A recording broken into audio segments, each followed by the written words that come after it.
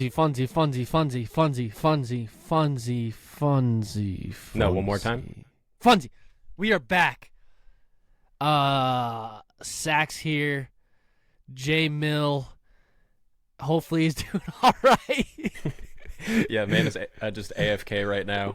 We were supposed to meet at a certain time, but common thing that happens is we'll say a time and we'll get mixed up because of the time difference.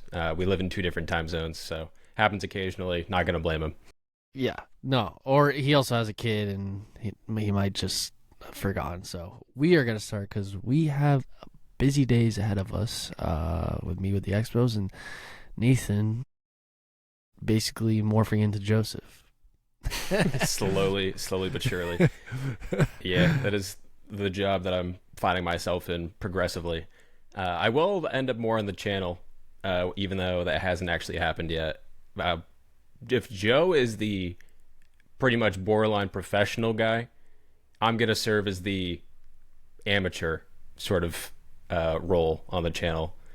Because I like where I'm at, like I've played a couple tournaments, so I think I have a rating, but they're like 3 years ago.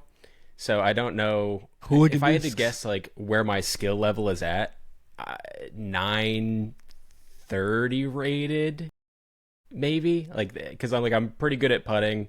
I throw like okay, but it's the kind of thing where, oh cool, I shot 980, or the next time you're like nothing is working and you're like disc golf's broken and dead to me.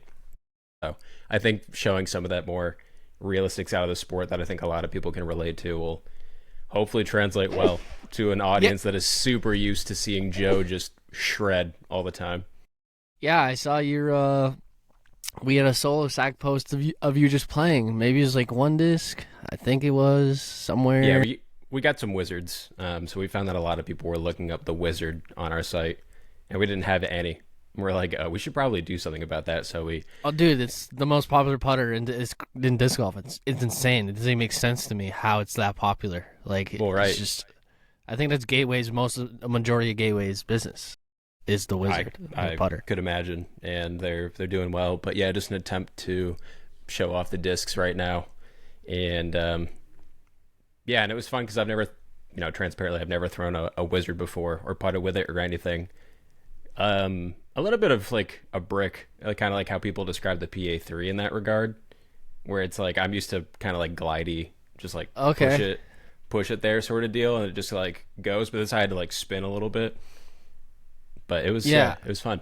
One of the best putters I know, Justin Chu, he puts with it, and I've played with him this morning, and I was thinking, maybe I should just try the wizard because I've been putting with Rainmakers pretty much forever, and as long as I've known you, they're not, I mean, I really like them, but I might try the wizard because I feel like I need to develop a little softer putt, and I think the Rainmakers are a little too overstable to hold that line, in my opinion, of just kind of they kind of go, but who knows? I do like putting hard though. I just want to develop a situational softer putt, I guess. So I'll transition. I played a tournament this weekend, and it was my best tournament of the year. This year has been terrible for me for disc golf, like absolute shambles. I'm actually on Sakowitz's PDGA right now because I was seeing what is the Hooligan Disc Flex last year. I was right. But I did play that one. Oh crap! Today was ratings day. I didn't even realize. There you go. All go. right, I'm 918 now. Heck yeah. But it's been a miserable year for me. Just like I was. Let's see the ratings history. At one point, April 24, March 2024, I was 932 rated, and ever since March 2024, I just went down, and then to the lowest, August 2025, 913. So I was slowly climbing, and then I just hit a plateau, and my game just suffered, and I was miserable and just could never get back to 932. And now I'm at 918, so still pretty bad. But where I'm going to this is that I played a tournament this weekend, and I came in second, and I shot back-to-back 950 rated rounds, which obviously isn't anything insane, but for me, for this year and how terrible it's been, it was pretty awesome. But full circle moment. Stick with me. Stick with me. We're So here. as I tie it all in together. But we were playing Borderlands. I don't know if you ever played Borderland. Incredible. Sajko. Yeah, I love that course. So Lots of people. we played the blue to white layout, which is the long layout to the short basket. Which, by the way, was an incredible, phenomenal layout. I didn't realize how much fun I'd have because it's all par threes. It's par 54, and there's like a 500-foot hole. That's a par three. So it's like I had a lot of fun managing course, knowing like, okay, I don't need a birdie here. I'm just going for the par. And then I also had fun like trying not to bogey. And then if I bogeyed, it's like, okay, it's a par three. I'm gonna get a double bogey here. So I don't know. That was just really fun to me, managing that. And main point, here we go. Shoot, shoot, shoot. We were putting on steady ed, like DGA mock baskets, like the old, like what Climo and Stokely putted on. Yeah, difficult basket to putt on if you launch a putt. And me, I'm already a hard putter, but tournament me, I'm trying to be better at this. Tournament me is like, boom! Like I could not do a soft putt to save my life. I was throwing as hard as I can at the chains. I think it's because I was like a little nervous, and then I wanted it to get to the basket and like get in, and that was the only way that I was making them. So obviously, naturally, some of them just spit right back out or spit through because that's the basket. And I was like, dude, I need to develop situationally a softer putt because some of those putts were dead center. And I know I'm not going to be playing on steady eds. It's probably like the only course I'll ever do it. But just like situationally, I think it'll make me a lot better. So that's why I was thinking about changing to the Wizards. There we go. Well, you're someone, like I said, you're someone that's stuck with a putter for ever since I've known you. So I think it could be value in it. Like, it's a stereotype in disc golf. I'm sure I don't even have to tell listeners this or you. It's like, oh, just keep changing putters. Oh, I feel good for a week. And then it's like, oh, I'm back to my crappy habits. But there could be something for you in just renewing, and maybe it sparks like some newfound confidence, and maybe that carries over into something else, or there's no harm in doing it. I feel like at this point. You've stuck with those for long enough. I did just buy 25 Rainmakers today, though. So you did? Yeah. So looks like I'm stuck. Why would you do that? Putting practice. Yeah. The more Rainmakers I can have, the better. I bought them for like 25. I don't know. Let me do the math real quick. $6 a piece. So, I mean, they're all used, but it's whatever. $6 for a putter. Yeah, that's fine. That's fine. I could have haggled him more, but he's my friend, my new best friend, James Karen. Shout out. Also, Sajko, I just realized going on your account that what's the rating? What was the rating? Oh, I think it was like 899 or something like that. Let's see, ratings history, 890. There you go. But yeah, you're way better than that. It's just literally just because you played one tournament in 24, and then 3 in 23. So it's like 3. Sick. Yeah, you played Mohegan, Cosmic, and 2 Cosmic. So yeah, I'd say you're probably around 920, 930. Yeah, that's like you said. And that's not me being like, yo, dude, if I played tournaments, I for sure. It's just trying to give an idea to the listener of like, I think I'm somewhere around there. If you whatever level of legitimacy you give to ratings, but that's not the point of the show. Just trying to convey that to the listener. Yeah. The funniest thing that I found is that your PDGA number's 200,528.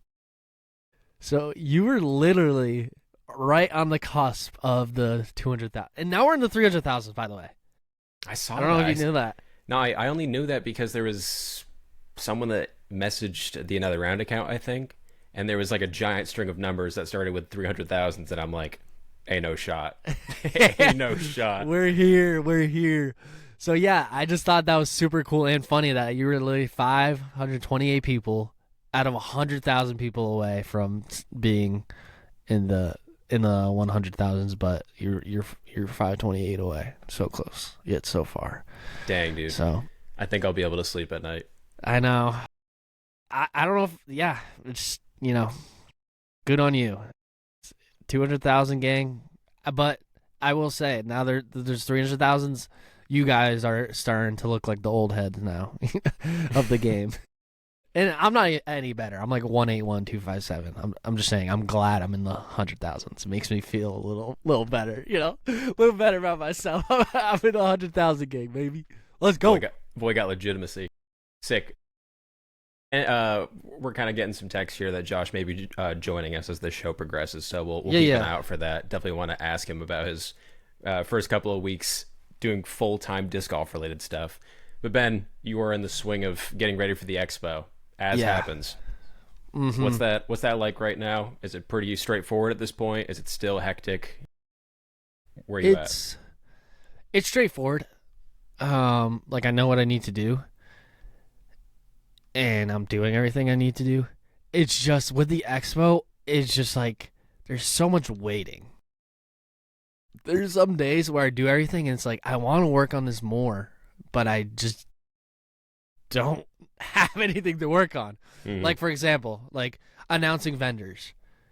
I want to start announcing vendors, but it just doesn't make sense right now to announce the vendors. That's something you have to wait closer to the expo to like announce. Oh, because then it's closer to expo on people's minds, or like when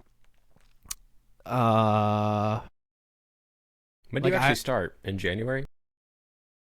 No. Probably either early December, probably end of November. I try, the way I pace it is I try to at least have like one or like 3 a week.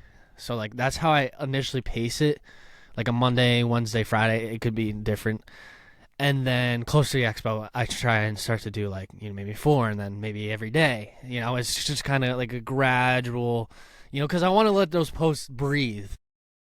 I want, when someone posts, I don't want to post the next day and then their vendor announcement's just like gone with the wind. I want, them to have that time. And then, but then, when I'm posting obviously closer, then I can't do that. So I just post more often. But it's also nice because people are excited and a little more hyped about the expo, so it gets more attention in that way. I did everything. A lot of the expo was set up, like back end setup, like doing the website, the Eventbrite, contracts, like all that stuff. Like once I'm over that hump, and that takes a lot of my time. Mm-hmm. It's kind of just like waiting for vendors to set up, So you're just in a waiting phase. It's like, they sign up and I type them in and all that. And then, so that's kind of the phase I'm in, just kind of waiting and obviously working on stuff in the background, but it's just like a weird phase of the expo, honestly. Yeah, I'm sure it's a weird time of year for manufacturers and companies because it's a big focus, I would imagine, is Black Friday for a lot of people. Exact. Yeah, like they pour in. Like I still have a lot of vendors that already signed up, which is incredible. And there's vendors that I have never communicated about coming to the expo. Like a few that I've never heard of, and I think that's the coolest part. It's just like I'm getting just contracts in the mail, and it's like, hey, here's a check, and I'm like, sick. Like that's awesome because that means the expo's growing and the value, people are understanding the value, and so that brings a smile to my face. So, and even so early on, like we're still pretty far away. Not that far away, but recording this, it's November 11th. Which, by the way, happy Veterans Day, I believe. To thank you to all who served. Yeah. Thank you.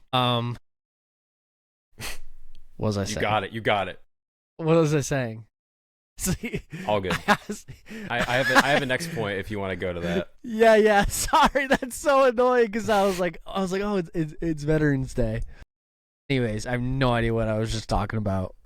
So Now, I'm not sure if you can talk about these things, but are there new things that you're trying to implement with this year for the expo? You have talked previously on here about having a larger space for Disc East. Is there anything else? Yeah, so this year we're gonna have a actual indoor, or the goal is. I have to give caveats. Like Yeah, I feel like yeah. a politician sometimes. Like the goal is it's probably gonna happen, but just in case the guy can't make it or whatever. But right now, as of right now, the plan is to have a real indoor putting course, um, and the mini course. Huge. So like, there's gonna be two of those. So that the new thing is the putting course. So I'm very excited about that. Yeah, then there's some stuff behind the scenes that I can't talk about that I'm really excited for, and I really hope happens. And I really wanted to, and I'm so excited for it. But it's one of those things that is not up to me. But if it is, as soon as I can give the okay to tell people, I will. But yeah, there's just gonna be the activity center, the activity area is gonna be. There's gonna be a lot of new things going on there. Like we're gonna have slot shot there. They just found out about disc golf. It's like can jam sort of, but you throw the disc directly. It's like can jam meets cornhole. And Hmm. they were doing ultimate frisbee, and then they heard about the MVP Open like a week before, and they're like, okay, yeah, we'll come then, and they sold out, and they're like, they had no idea about disc golf, and and then I met them there. I'm like, we're all in on disc golf, and I was like thinking like that is the funniest thing ever. Like imagine making a product, having a target audience, and then all of a sudden 3 years, I don't even know how long, but let's say 3 years into your product existing, you just find this other target market that is way more converts way more in terms of sales on your product, because in ultimate frisbee you're like throwing the disc, you're not really like in disc golf we're like so that's what we do, we're trying to aim at a thing, and that's what you do the thing. So I thought, like, what a funny awesome eureka moment for those people that, like, it's like they had no Oh, idea about disc golf for years, and then all of a sudden they just have a brand new revenue stream and to propel their company even more. So they'll be there. So that's gonna be very cool. I have some plans for like some cool tech disc stuff. Yeah, I hired Pete Collins, so he's gonna be. I call him. His real title is operations manager, but I call him the CEO of Fun. So he's gonna be cooking up some fun things for the activity. So I guess that's the most thing I'm most excited about. Everything else is going to be pretty much standard with the seminars and VIP tickets and booths, vendor booths, and stuff like that. hot drops for the people to buy 20 at once and then stuff it in their bag. Yeah, exactly. Yeah, dude. I'm literally right now. I have next to me these were last year's VIP discs at Disc Yeah, South. right. So I literally only have a few left. But next year we're gonna do another VIP disc, and it's gonna be hopefully even better. That's sick. No, it's very exciting. And now that it's more streamlined, it seems like it's enjoyable as doing work can be, because now there's not the stress and wonder of it's just like, okay, I've done it before. Just go through the motions and try to do it bigger and better each time. Exactly.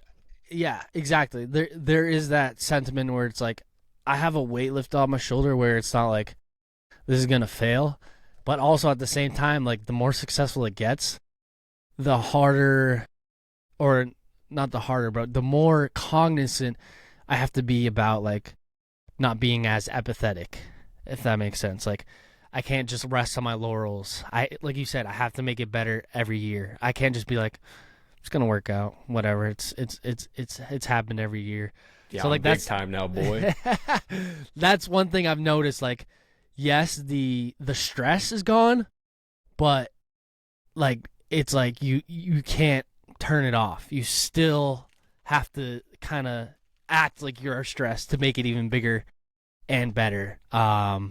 For the people and the consumers. But it is honestly so much nicer not to be stressed. It's That's just huge. you can't let that be like, okay, I'm fine. We're just gonna coast. You got to keep going. Mm. Yeah, and I don't know if we've talked about this at all, but your season is done with Ganon, and I think maybe you shared some thoughts regarding it, and then I also heard recently that Simon, I think after MVP Open, or no, before MVP Open, had to let go of Dustin. Is that correct? Uh, let go is not like the proper term because they were just in Nova Scotia together recording. Yeah, yeah, It, right. it, it was more so like he was burnt out, like Simon, um, and he was playing. He was playing poorly because he had to do so much content.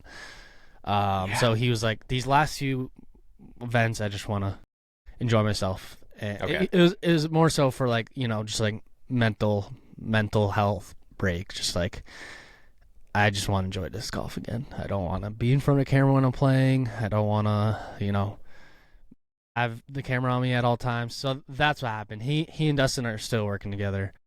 It's just yeah, he tried it, which was awesome. I thought it was gonna be a home run smash when he pitched the idea like, what if I started doing like vlogs, like daily vlogs, and I was like, dude, it's gonna crush. It's gonna be amazing. And I thought, and it did do awesome. And for all the Simon fans, and him and Dustin accomplished a lot of great things, and I thought it was super cool. But I just don't think it was worth, at the end of the day, worth kind of suffering performance wise. And I think that's why he was just like, yeah, I just want to play this. I'm pretty sure he's on record on like a podcast saying like the only two practice rounds he had without like a camera was like Waco and another thing. And Waco he came in second. So like he only every time he did like one practice round and it was recorded, so he didn't really have much prep. But I will say what an incredible year for them. So cool, and I think that's just going to be like such a cool historic timepiece for years to come, just to see that year of a pro tour player, Hmm. and all the ins and outs, all the ups and downs, and that's going to be just like an awesome thing to look back. Yeah, I think they, in the moment, I'm sure it was hectic to be doing that day after day, That's what and it was, yeah. probably for a long time. They're just like, I don't know if I can keep doing this, but you push through it. But then looking back on it, I'm sure they're very grateful and are they can see all the cool times that they experienced in this year, even if it was experimental. But what I was trying to get to is, do you see any parallels between what Simon was doing with Dustin and what you were doing with Gannon? Like, did you feel some of those similar things, like going through the season? I don't even know. Did you get to like talk to Dustin about because you Oh yeah. were filling like very similar roles?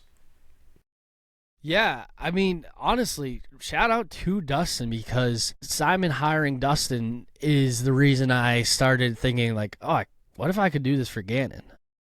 So that's when I Wow. pitched it to Gannon because I knew this was happening kind of behind the scenes. And Dustin was at Disc East. That was like his first gig filming for Simon, and I No way. pitched to Gannon at Disc East. So yeah, I'd say we definitely did semi like similar things as in following our pros and documenting. Hmm. I think the only thing we did that video wise that was similar was the recaps, which did terrible on Gannon's channel. So but for Simon they actually did pretty solid for a recap. Like he'd get like 40-50K, which is like insane for a tournament recap. Like because it's like people like his main audience is like watching him go to courses and just hang out Hmm. and vibe. So that was pretty cool to see. So that was like probably the most like the thing where we intertwined, is the recaps. But yeah, I'd say we pretty much were doing the same thing for different pros. And yes, I did was able to talk to Dustin. He gave me a ton of tips. Like I've always said, I'm not the best, and I've learned a lot honestly this year. I'm pretty proud of myself looking back how much I've learned and how much better I've Yeah. gotten at editing, but a lot of that is thanks to like people like Joey Tamale and Dustin, and I'm probably like missing a few people that I just sat down with and talked to and gave me advice. Like Dustin literally is the reason I know Q and W on Adobe Premiere, which sounds crazy. And for everyone asking, Q and W, Q it's just Q like cuts the video at a certain point from the start, and then W like at the end wherever it cuts the rest of it. If that makes any sense. So Yeah, this on whole a time, keyboard for listeners. yes, If you're yes. not familiar with editing. This whole time I was just doing it manually with my mouse, clicking the razor tool, splicing, pressing delete. And he showed me that, and I know it sounds like crazy. Like, how'd you not know that? But yeah, I just sat down one night at steak night. I just sat down with Dustin for like an hour and just went through his process, and it helped me out a ton. And just like with all the equipment and stuff like that too, it helped me out a ton because I didn't have the best equipment either. So yeah, shout out Dustin. He is a stud with that stuff. So super cool to kind of just learn from the best, honestly, and kind of follow after those footsteps in my own way. Yeah, right. No, I've never actually gotten to meet Dustin, but I know all about him just through Simon, and even before that when he was just doing some stuff, I think kind of for the Pro Tour. Maybe he was doing it on his own. But DW Disc Golf, yeah. Just freelance. No, it's fun to really see. love the game. Yeah. Let's talk about you. Let's talk about you. I mean, what is there to talk about? Bring me something. I mean, you've been out and around for a few weeks now, so it's nothing new. But is there anything cool happening behind the scenes where you're like, okay, this is pretty awesome? Behind the scenes, nothing immediately comes to mind. I'm sure there are some things that I could come up with, but one that is sticking out right now is something that I've been doing. So YouTube has been a big push lately, and as I talked about last time, and a series that I've been doing is with Austin Turner on the channel, where he's essentially, so for those that don't know, in 2012, that is where the World Championships happened for disc golf. Hornets obviously. Nest? Yeah, well, not just Hornets Nest. Jomez's first, I think, like coverage video they ever did was the final 9 at Hornets Nest for the 2012 World Championships for Paul McBeth's. That was his first World Championship that he won, so his first world title.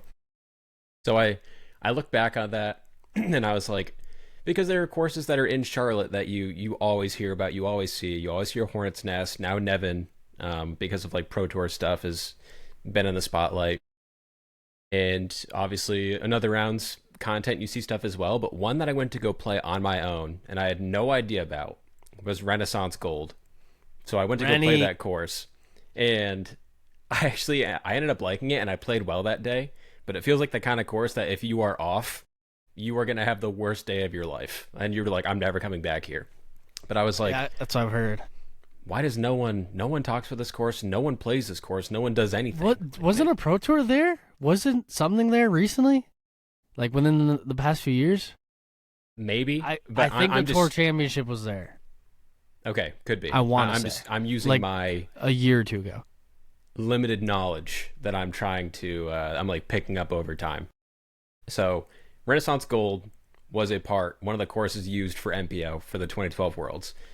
So these are the ones that were used, and trying to find this information online is nearly impossible. So difficult to do. So there were 6 rounds, and then there was a final 9. I think so. They played Bradford, they played Renaissance Gold, and they played Nevin and Hornets Nest. Hornets Nest was only the final 9, and for those that don't know, there was, and I could be completely wrong, before like Pro Tour, like an old thing that they used to do is play like 9 holes that would determine the victor. I don't know why. Like, that's just how it was before in disc golf. Like, it was just like 9 holes. It wasn't just like, okay, at the end of round 4, okay, cool, you're the world champion, or round 5, whatever. So Hornets Nest, I guess, was one that no one got any practice rounds or anything there, because all the other 6 all the other 6 rounds were played 2 rounds on each of the other courses. So being um, Bradford, Nevin, and Renaissance Gold. So essentially, like, as you can pretty much tell, it's difficult for me to even remember these details, find these details, except for that one clip that Jomez has of the final 9 at Hornets Nest. So I was like, all these people in this area know so much about this tournament and all this history. Why didn't I do something that kind of like shows off this cool moment in time where Paul Macbeth got his first world title and all these things. So Austin Turner like has all this knowledge. He didn't get to play that tournament, but he was there for like watching the world championships. So 2012. Wow, that's super cool. so he has like all this helpful insight about being like, yeah, this pin used to be here and they played from this tee pad. So I'm essentially using him. He's playing so far. We have played Hornets Nest. We did it before match play, kind of as like a preview, and just like, it just made sense just to do it at that time, so more people would have like a higher potential of watching it. Even though they only played 9 holes at Hornets Nest, we still did a full 18, and that was my first time ever even being at that course. Super cool. I feel like I've played Nevin, and it's a good course, but I'm not going to go there in my own time just to play because I don't think it's like fun per se. Yeah, it's Hornets like Nest punching. is really fun. Like it looks like a really good course. Yeah, I've never been to any of the Charlotte courses other than 9 holes of Scrapyard, and I've been to Charlotte three times. So yeah, that's tough, bud. But yeah, so far we did Hornets Nest. Last week we did Bradford Park, which if you ask anyone that in like the Charlotte area what their favorite course is around there, a lot of them say Bradford Park or probably Kilbourne, something like that. But that's what Austin said, right? Austin said that Bradford is his favorite. Yeah. Was Yeah. it? Yeah, that's his favorite course. Okay, yeah. That's Joe's favorite course. It's so many people's favorite spot. So again, that was my first time actually going there because it's in, for those that don't know, it's Huntersville, which is this it's north of Charlotte, but people still include it in like the Charlotte area. And so today we're gonna go record. He was texting me at the top of the episode. We're gonna be going to Renaissance Gold today. So I didn't play like the actual like full blown longest layout there because that seems brutal. I mean, it is the elevation changes at that course will ruin you, and Dude, like you'll just question Joe everything in disc ace golf. hole 1? I remember that. Did at Joe Rennie? ace hole 1? Pretty sure he did. Because That he's would like, be this is a dream ace. unbelievable if he did. Oh, if it was the short position, yeah, that's very possible. But if it's Is like it the actual, Is it up? Is it like up a hill and it's like like up a hill, right? And it's like a flex? yeah. Yeah, it is, right? Well, hole 2 is kind of, it's so difficult. So like the short layout, We'll have to ask Joe. hole 2, it plays as like a short position almost for the long layout of hole 1. Does that make sense? Don't worry about it. I'd have to. He may I'd have. have to. Point being, he may have. I just don't. I just don't remember he's remember like, that this video. is a dream ace. I'm pretty sure, but Probably is, because that would be a disgusting ace if he did get it. I'm pretty sure he got it, and it was disgusting. I remember that. I don't know why. Anywho, Yeah. So Keep there are, going. there are changes that have happened at all these courses over time. And it's just inevitable in disc golf. Like we had New London 2 years ago for the World Championships, and now at this point, it's already a different course. So change is going to happen on these courses over time. But we're trying to do the absolute best we can to like play layouts that are the spiritual successors of these original ones played in 2012 Worlds. And we're going to compare how he scores and see where he would have placed in 2012 Worlds and see somewhat if he would have beat Paul I Macbeth. love that. That is so cool. Such a good idea. So, no, if any place that I can spoil it, I guess it's here. So the first round he ended up playing at Hornets Nest, and he shot 10 down. Shot 10 down From at the Hornets Nest. MPO layout? Yes, and it was disgusting to watch. Of course, you can he wasn't in a tournament, whatever, but it's still like, Is it even for what it's Nest worth, like it's- super hard? yeah. It was Like they just played it a match play. Yeah, it was disgusting. Like if you step up to hole 1 at Hornets Nest, you feel fear in every fiber of your being. It's so hard. He shot super well there. Bradford, that man could have shot 12 down very easily. He was a little off. He still shot 9 down, which is still that's great. That's a great. So it's an easier course, Bradford. Yeah, it's still tricky, but it's just like very. You have to throw that disc straight. If you're off even a little bit, you're gonna pay the price. Even though and it's a lot of par threes. So if it's not like some of these Hornets Nest holes where it's like, okay, maybe I didn't get all the way down, but it's a par 4 and I still have a chance. So difficult in that regard. Is Bradford the one with like the pine trees and the tunnel shot? Yeah. Okay. Yeah. I got you. You now. got it. I They got call you it now. Pine Alley, I think is what Austin referred to it as. I got it. So yeah, if you guys want to go on the Another Round channel and check those out, I'm pretty proud of how they've come out, and he gives so much helpful insight. Like Bradford is where Michael Johansson ended up shooting 17 down during the 2012 World Championships, and it is the 7th highest rated round Holy in the crap. world, like of all time. The only reason he 17 didn't, in worlds? yeah, dude, it was. That's what I mean. So like this thing that it's difficult to find coverage or info, but all these incredible things happened. Austin is able to share this info and provide context for what was a pivotal moment in our sport. So yeah, go check those out if anyone's interested. Oh, they're up right now? Yeah, those two are, and we're gonna go record Rennie Gold today, which Sick. I'm hype about. Last one will be Nevin for next week. So it's been each week an episode has come out. So yeah, if you did check it out, thank you to everyone that's been doing that. I have some more videos coming up that are somewhat similar. I'm gonna have Austin at my disposal the entire off season. I think it's pretty much gonna be him, Joe, and starting this week or next week, it's gonna be myself as well.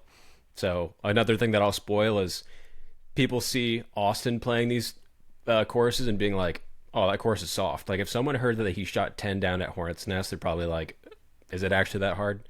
I'm gonna play these courses just to like provide context and be like, "Guys, I got my butt utterly whooped."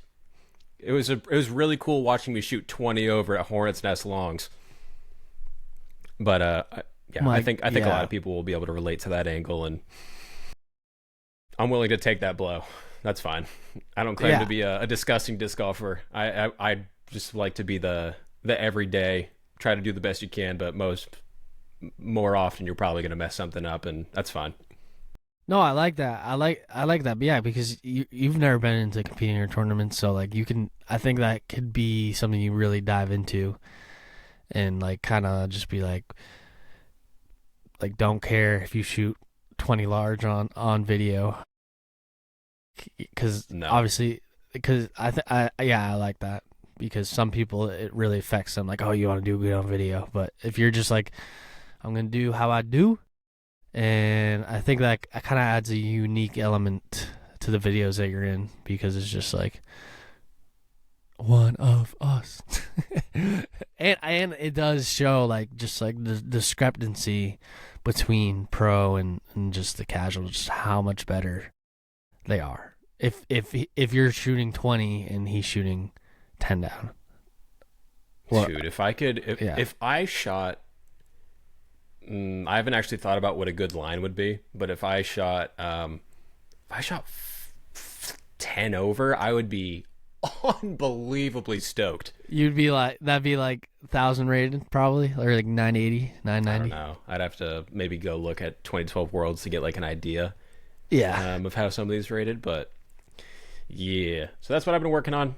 Joe is away right now, but just YouTube, man. I have a silent goal that I'm trying to reach by the end of the year, and I really hope that I do it, but if I don't, that is fine. But doing these things, we're noticing like an uptick in people visiting the site. No, yeah, that was the biggest thing you guys are missing. I mean, we've talked about it forever on this podcast. I feel like that was it. It's like, why are they not posting on YouTube? Yeah, and I think at that point it was just difficult to do because they were busy with their own things already. Yeah, I get that. It's like me. It's like I can't post on my own YouTube anymore. I'm just too much going on. I need to hire someone. You guys will notice. Yeah.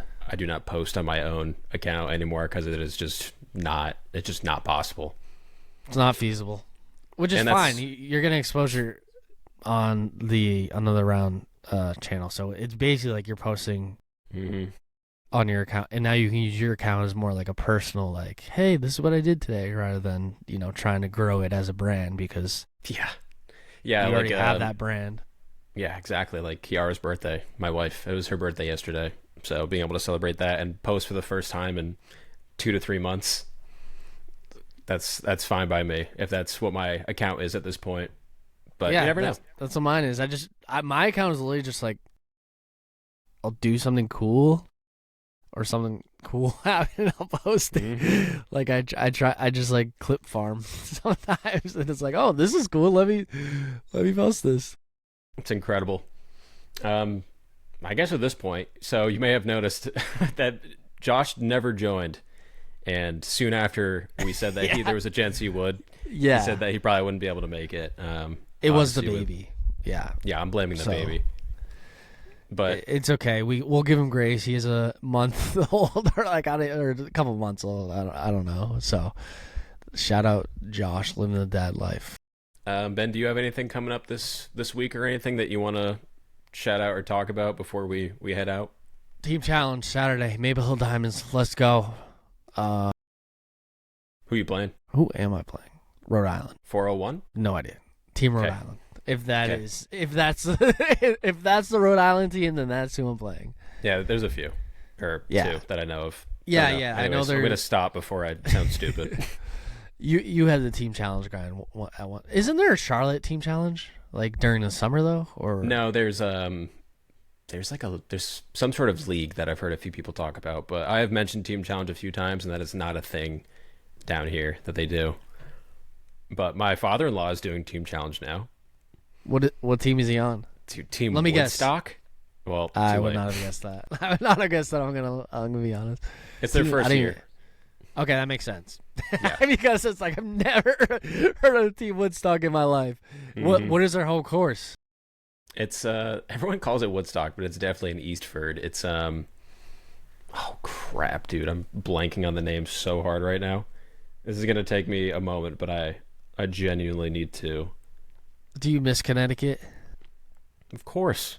Kiara's mom was very nice and bought her a plane ticket, and Kiara got to go up that way for the weekend.